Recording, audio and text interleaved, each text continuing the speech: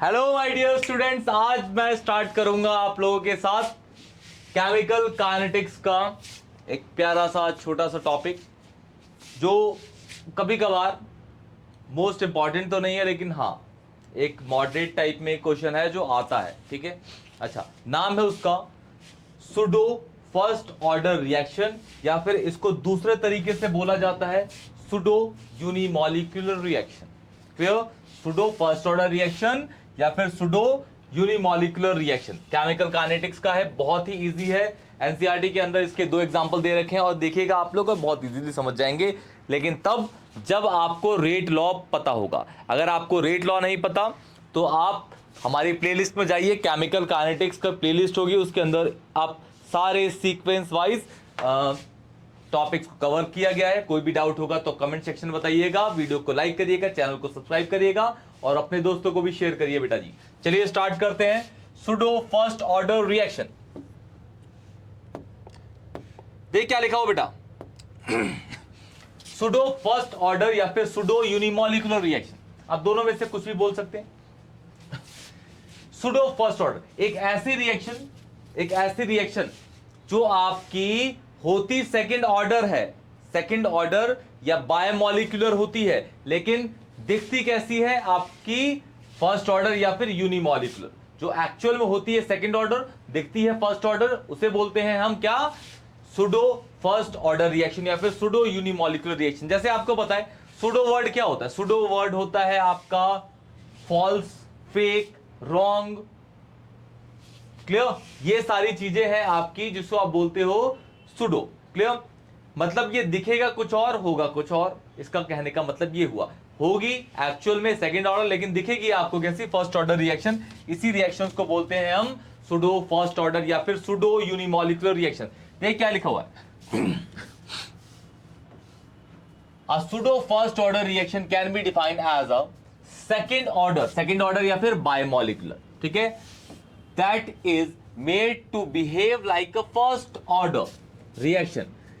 This reaction occur when reacting material is present in great excess, मतलब बहुत ज्यादा amount में, या फिर क्या होगा? कांस्टेंट होगा, और ग्रेट एक्सेस, और is maintain at a constant concentration compared with other substance. Clear बेटा? क्लियर? तो यहां पे फर्स्ट ऑर्डर रिएक्शन, जो सुडो फर्स्ट ऑर्डर रिएक्शन क्या होती है? जो आपकी होगी एक्चुअल में सेकंड ऑर्डर या फिर बायोमॉलिक्यूलर, लेकिन दिखेगी कैसे? यूनिमॉलिक्यूलर या फिर फर्स्ट ऑर्डर रिएक्शन। ठीक है, तो उसे बोलेंगे सुडो यूनिमॉलिक्यूलर रिएक्शन या फिर pseudo first order reaction. Clear? Okay, चलिए आपको मैं एग्जांपल दिखाता हूं बेटा, ध्यान से देखिएगा। रेट लॉ आप लोगों को पता होगा। चलिए पहला एग्जांपल है बेटा, hydrolysis of ethyl acetate. Ethyl acetate basically आपका होता क्या है बेटा? इथाइल एसीटेट इज ये CH3 COO CH2 CH3, ये आपका होता है क्या? Ethyl acetate. क्या होता है बेटा जी? Ethyl acetate. क्लियर? इसका हाइड्रोलिसिस करेंगे। जैसे आपको पता है कि अगर आप किसी भी एस्टर का हाइड्रोलिसिस करते हो तो आपका कार्बोक्सिलिक एसिड और अल्कोहल बनता है। क्लियर है? सबको पता होगा बेटा। ठीक है, चलिए स्टार्ट करते हैं। फॉर्मूला वो रहा, या ऐसे लिख देते हैं इसको, CH3 C double bond O, ये है आपका फॉर्मूला इथाइल एसीटेट का। क्लियर? इथाइल एसीटेट, इसके अंदर हम डालते हैं वाटर, H2O। रिएक्शन ये जनरली इक्विलिब्रियम में चलती है और ये एसिड कैटलिस्ट होता है। ये एसिड कैटलिस्ट, हमें H+ के मतलब नहीं है, बस आपको ऑर्गेनिक में जब आप इसको पढ़ेंगे तो आपको याद होना चाहिए, और बच्चों ने अगर पढ़ी हुई है तो याद होगा ही बेटा। क्लियर? ओके, चलिए यहां पे ये H2O है। H2O की अगर H2O प्योर है बेटा तो उसकी ना कंसंट्रेशन फिक्स होती है, वो होती है 55.55। क्या होती है? 55.55 इसकी कंसंट्रेशन होगी। 55.55 मोलर कंसंट्रेशन इसकी फिक्स है। एंड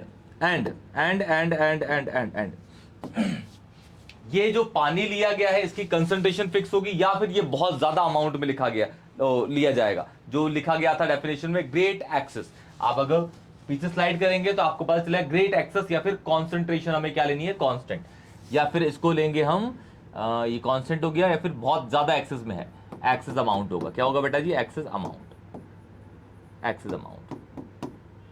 क्लियर बेटा। जब इसको हाइड्रोलिसिस करेंगे तो आपको पता है कि H2O के अंदर H प्लस भी होता है और OH भी होता है। इसमें आपका C single bond O, C single bond, इसको मैंने तोड़ दिया सपोज, तो यहाँ पे नेगेटिव आ जाएगा, यहाँ पे पॉजिटिव आ जाएगा। क्लियर, ठीक है। तो इसका जो H प्लस है, इसका जो H प्लस है वो अटैक करेगा इस पे, और इसका जो OH है वो अटैक करेगा इस पे। क्लियर है, इसका जो OH है वो अटैक करेगा, OH नेगेटिव यहाँ पे, और H प्लस करेगा यहाँ पे अटैक। क्लियर है बेटा, क्लियर ना, ओके। तो वो बन जाएगा आपका, जब OH और H अटैक करेंगे तो ये बन जाएगा CH3 COOH plus CH3 CH2 OH। Clear है, क्लियर। ये आपका बन गया ethanoic acid, this is called ethanoic acid, ethanoic acid, this is called ethanol, ethanol, ये बन जाएगा इथेनॉल। क्लियर। अब इस जगह पे हम अप्लाई करते हैं रेट लॉ, क्योंकि हमें पता है रिएक्टेंट, रेट लॉ अप्लाई करेंगे तो रिएक्टेंट साइड में लगता है, तो यहां लिखते हैं अकॉर्डिंग टू द, ध्यान से देखिएगा, according to the rate law, rate law expression, according to the rate law expression. क्या कहता है भाई, rate of reaction is directly proportional to the concentration of reaction, concentration of reactant, और concentration of reactant के ऊपर एक power होगी जिसे हम बोलेंगे ऑर्डर ऑफ रिएक्शन। क्लियर बेटा, ओके। तो rate of reaction is equal to K, proportionality को हटाए के लगाते से रेट कांस्टेंट बोलते हैं। ये आपका रिएक्टेंट एक ये है, एक ये है, ठीक है।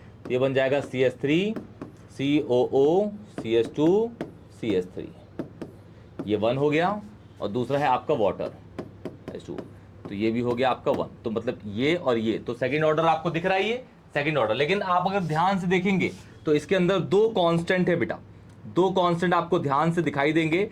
एक है आपका रेट कांस्टेंट, जिसको K बोलते हैं, और दूसरा है कॉन्सेंट्रेशन ऑफ H2O, जिसकी वैल्यू क्या है, फिक्स 55.5 है। तो एक कांस्टेंट को दूसरे कांस्टेंट से मल्टीप्लाई करेंगे तो ऑब्वियस एक नया कांस्टेंट जनरेट होगा, हम लिख देते हैं उसको K डैश। वो क्या है, इसका और इसका मल्टीप्लिकेशन है, तो ये हो जाएगा K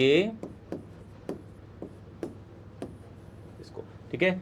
मतलब ये अब हो जाएगा R इज इक्वल टू, इन दोनों का मल्टीप्लिकेशन को क्या देता हूं, K डैश, और ये हो जाएगा हमारा CH3 COO CH2 CH3। तो अब ये आपको दिख रहा है कैसा है, ये फर्स्ट ऑर्डर।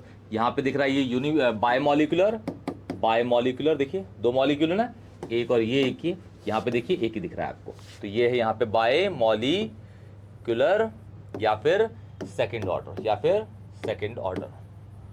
लेकिन एक्चुअल में ये है, एक्चुअल में ये बायोमोलिकुलर या सेकंड ऑर्डर दिख रहा है आपको, लेकिन अब सॉरी है, लेकिन दिख रहा है कैसे, जब हमने इसको मान लिया किसी कंसंट्रेशन फिक्स है, जो कि है इसको मल्टीप्लाई करने पे हमने इसको K डैश लिख दिया, और K डैश यहाँ पे लग गया। अब ऐसा ये क्या दिख रहा है आपका, unimolecular, unimolecular reaction, unimolecular reaction, ठीक है। या फिर इसको हम बोल सकते हैं क्या, फर्स्ट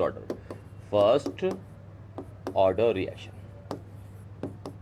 क्लियर है बेटा। तो ऐसे रिएक्शंस को हम बोलते हैं सुडो फर्स्ट ऑर्डर रिएक्शन, या फिर सुडो यूनिमोलिकुलर रिएक्शन। क्लियर बेटा। ये हाइड्रोलिसिस ऑफ इथाइल एसीटेट था। एक और आपके पास प्यारा सा एग्जांपल है, हाइड्रोलिसिस ऑफ सुक्रोज, इसका नेक्स्ट वाला, ठीक है। जैसे कि आपको पता है सुक्रोज जो होता है वो आपको ग्लूकोज और फ्रक्टोज से मिलकर बनता है। मतलब अगर ग्लूकोज में फिर पानी डाल देंगे तो आपका ग्लूकोज और फ्रक्टोज दोबारा बन जाएगा। देखिए जरा ध्यान से, ये है आपका सेकंड सुक्रोज। सुक्रोज होता है C12H22O11, C12H22O11। देखिए C12H22O11, क्लियर है। इसके अंदर अगर हमने पानी डाला, ठीक है, तो ये बन जाएगा आपका C6H12O6 प्लस अगेन C6H12O6। वो जो है ये सुक्रोज है बेटा, this is sucrose, this is what, sucrose, ठीक है। ये वाटर है जिसकी कॉन्सेंट्रेशन फिक्स है, 55.55 है, 55.55 मोलर, ठीक है, 55.55 मोलर। या फिर इसकी सॉरी ये एक्सेस अमाउंट में है, एक्सेस अमाउंट में है, तो ऑब्वियसली इसकी कॉन्सेंट्रेशन क्या होगी, बहुत ज्यादा होगी। बहुत ज्यादा है मतलब आप थोड़ा सा निकाल लेंगे या दे देंगे तो कोई फर्क पड़ेगा नहीं, इट मींस वो कांस्टेंट है। Clear, okay. जब सुक्रोज में हम पानी डालते हैं तो ग्लूकोज और फ्रक्टोज बनते हैं। अब ग्लूकोज और फ्रक्टोज के फॉर्मूले सेम है बेटा, लेकिन दोनों के स्ट्रक्चर अलग होते हैं। इसका मतलब ग्लूकोज और फ्रक्टोज बेसिकली आपके आइसोमर होते हैं। और कैसे आइसोमर होते हैं, वो आपके फंक्शनल आइसोमर है, ठीक है। फंक्शनल आइसोमर मतलब जैसे ये मैंने सपोज कह दिया भाई ये ग्लूकोज है, तो ग्लूकोज का जो फंक्शन स्ट्रक्चर खोलेंगे ना तो उसमें एल्डिहाइड ग्रुप मिलेगा आपको, ठीक है। और सपोज इसको कहते हैं फ्रक्टोज, तो इसके अंदर कीटोन होता है। फॉर्मूला एक ही है, स्ट्रक्चर अलग होंगे और किस बिहाफ पे स्ट्रक्चर अलग होंगे बेटा, वो होंगे आपके फंक्शनल ग्रुप पे, तो इसे बोलेंगे फंक्शनल आइसोमर। ओके बेटा, चलिए यहां अप्लाई करते हैं। According to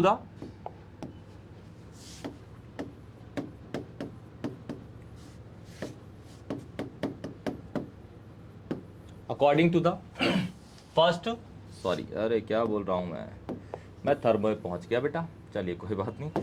according to the rate law expression, rate law expression, according to the rate law expression, rate law expression apply करते हैं इस पे, वही same, rate of reaction is equal to K, ये हो गया आपका C12H22O11 1, ठीक है। दूसरा H2O1, क्लियर है बेटा यहाँ पे। फिर आप देख रहे हैं इसकी और इसकी कॉन्सेंट्रेट, सॉरी ये दोनों कांस्टेंट है, कांस्टेंट को मल्टीप्लाई करेंगे तो नया कांस्टेंट आएगा, जो कि यहां लिख देते हैं again K dash,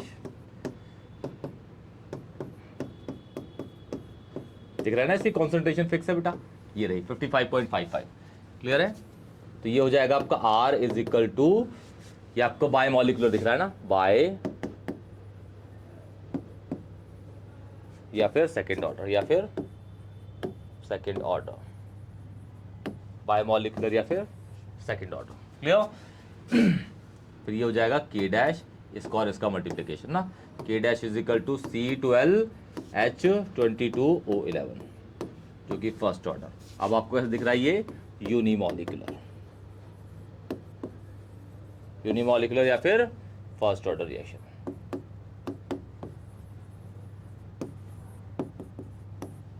first order reaction, clear है बेटा।